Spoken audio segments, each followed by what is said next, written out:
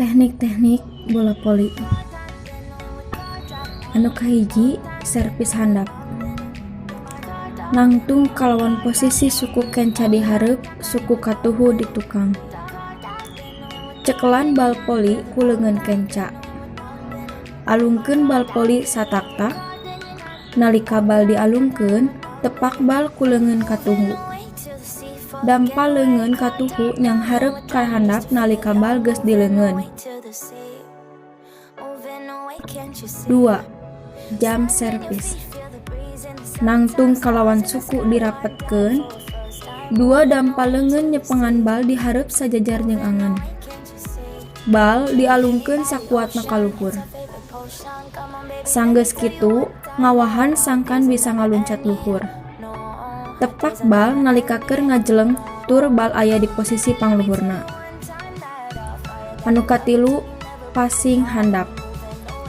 Nangtung kalawan suku dibuka satak-tak tur tuur ditekuk saeutik. Leungeun dirapetkeun jeung dilempengkeun di hareup nepi ka jempol leungeun sajajar. Leungeun diayunkeun ti handap ka luhur.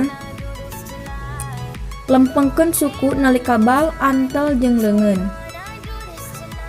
Keunana bal anu alus teh nalika bal keuna dina geugelang leungeun.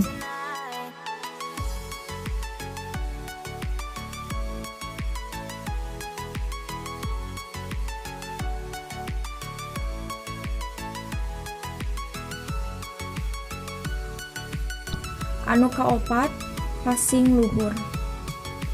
Nangtung kalawan awak anu siap ku cara mantengkeun suku salebar tak-tak.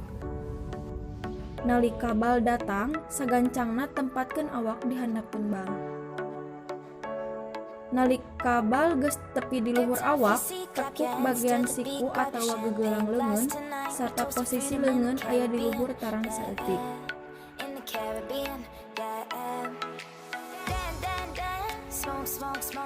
Fire it up, let our lanterns paint the night sky red. Paint the night sky red. Yeah, yeah. We'll drink anybody. Anu kalima, smash.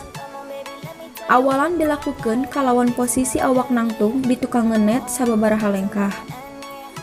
Nalika bal dialungkeun, lakukeun gerakan ngalengkah ke arah bal. Nalika ngadeuketan bal, lakukeun tolakan sakuat tenaga ngagunakeun suku. Nalika keur luncat, ayunkeun leungeun katuhu ka tukangan mastaka sarta pajukeun awak rada ka hareup.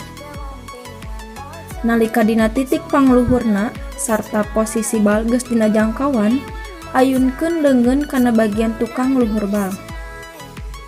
Nalika nepak bal, lentingkeun awak ka tukang.